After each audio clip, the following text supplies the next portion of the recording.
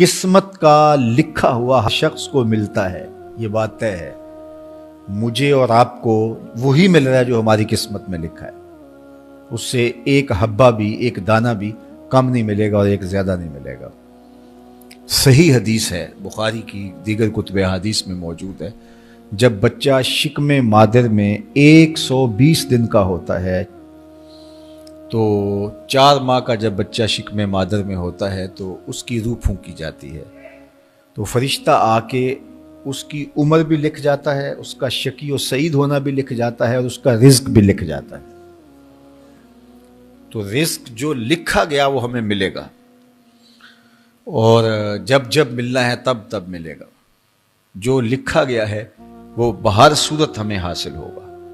اب وہ جو ہماری قسمت کا رزق ہے، اس کے حصول کا ذریعہ کیا ہے؟ بذریعہ حلال ملتا ہے یا اس کے ذرائع حصول کے وہ حرام ہیں؟ تو یہ اللہ کے ذکر کو چھوڑنے کی سزا یہ ہے کہ ملا وہی جو قسمت کا تھا، لیکن دولت عثمان نہ ملی، دولت قارون ملی۔ لکھا جو تھا، مقسوم تھا، ملا وہی، ایک دانہ بھی زیادہ نہیں ملا اور ایک دانہ بھی کم نہیں ملا، لیکن اس کی سزا کاٹنی پڑے گی، اس لیے کہ حصول کے ذرائع حرام تھے۔ تو حضرت اکرمہ رضی اللہ تعالیٰ عنہ فرماتے ہیں کسبن حرامن، تو معیشت تنگ کیسے ہوتی ہے؟ بندہ کہتا ہے کہ یہ تو بڑا کما رہا ہے، لیکن کما بذریعہ حرام رہا ہے۔ اللہ اکبر۔ بعض اوقات کچھ لوگ محنت کر کے بھی حرام کماتے ہیں۔ ہم نے دیکھا کہ اس گرمی میں جو لوگ مزدوری کرتے ہیں، اور بالخصوص لوہے کی بھٹی پہ جو کام کرنے والے ہیں، کتنا سخت کام ہے، لیکن وہاں بھی جو ہے وہ چاہے 15-20 منٹ جو ہے وہ خیانت کر کے اپنے اس رزق کو حرام بنا لیں اور ناجائز کر لیں، اتنی مشقت کے باوجود بھی۔ کیتی کتری پئی کھو محمد پھر سکہ بنیا زردہ۔ تو ایک سودا ایسے بھی بک جاتا اگر 2 منٹ گاہک کو دیتا، لیکن جھوٹی قسم کھا لی اور وہ لے کے چلا گیا، سودا تو بک گیا لیکن ذریعہ اس کا حرام ہو گیا۔ یہ ذرا دیکھیے، جھوٹی قسم کھانے والے کو اللہ نظر رحمت سے بھی نہیں دیکھے،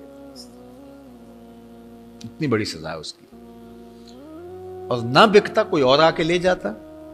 جو قسمت میں لکھا ہے وہ تو آپ کا ہر صورت میں ہوگا، لیکن کچھ لوگوں کو اللہ کے ذکر کو چھوڑنے کا نتیجہ یہ ملتا ہے کہ پھر وہ ان کے ذرائع آمدنی جو ہوتے ہیں، محنت کے باوجود بھی کسب حرام ہو جاتا ہے کسی نہ کسی وجہ سے۔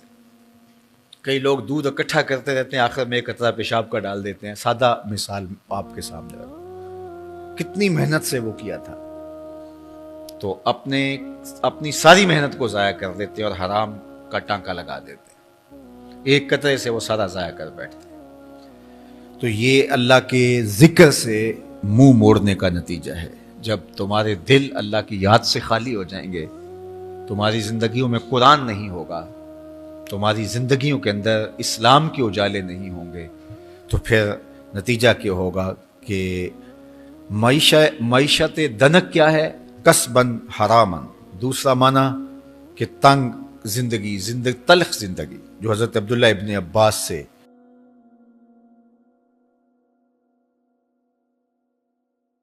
یہ امت خلیفہ بلا فصل، خلیفہ اول، امیر المومنین حضرت سیدنا ابو بکر صدیق رضی اللہ تعالیٰ عنہ کی مرہون منت ہے، ان کی احسان مند ہے۔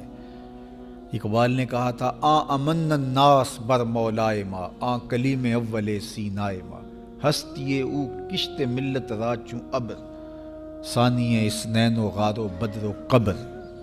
کہتے ہیں کہ وہ شخص جس نے ہمارے آقا و مولا پہ سب سے زیادہ احسانات کیے، اور میرے آقا کریم نے ارشاد فرمایا میرے اوپر جس نے بھی کوئی نیکی کی میں اس کا بدلہ چکا دیا دنیا پر ہی، لیکن ایک ابو بکر ایسے ہیں جن کی نیکیوں کا بدلہ قیامت کے دن رب ہی چکائے گا۔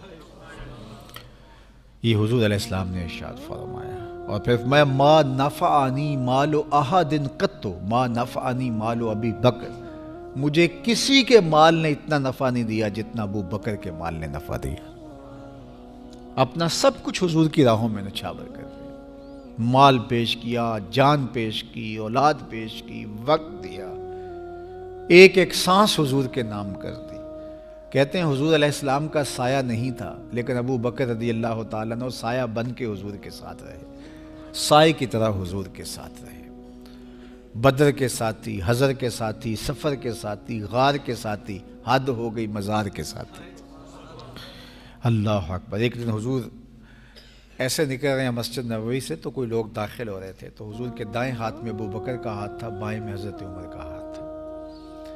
تو حضور ایسے دونوں کے ہاتھ پکڑ کے باہر نکل رہے تھے، تو کسی کو اندر آتے دیکھا تو اس کو دیکھ کر کے کہا قیامت کے دن ہم قبروں سے یوں ہی اٹھائے جائیں گے، میرے دائیں ہاتھ میں ابو بکر کا ہاتھ ہوگا، بائیں ہاتھ میں عمر کا ہاتھ ہوگا. اللہ اکبر.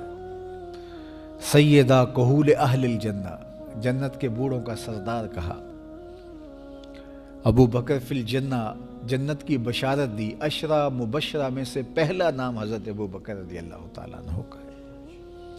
فرمایا میرے 2 وزیر آسمان پہ ہیں، 2 وزیر زمین پہ ہیں. آسمان پہ میرے 2 وزیروں کا نام جبرائیل و میکائیل ہے، اور زمین پہ اوپر میرے 2 جو وزیر ہیں، ایک کا نام ابو بکر ہے، ایک کا نام عمر ہے. تو کیا شان ہے حضرت ابو بکر صدیق رضی اللہ تعالیٰ. ہر نبی کا صحابی عظمتوں کے معراج پہ ہے، لیکن جو شان حضور کے اس جان نثار کو دی گئی ہے، اللہ اکبر. قرآن نے بھی کہا نا وَثَانِيَ اثْنَيْنِ إِذْ هُمَا فِي الْغَارِ. اللہ اکبر. 2 میں سے دوسرا، اللہ اکبر. جب وہ غار میں تھے، 2 میں سے دوسرا.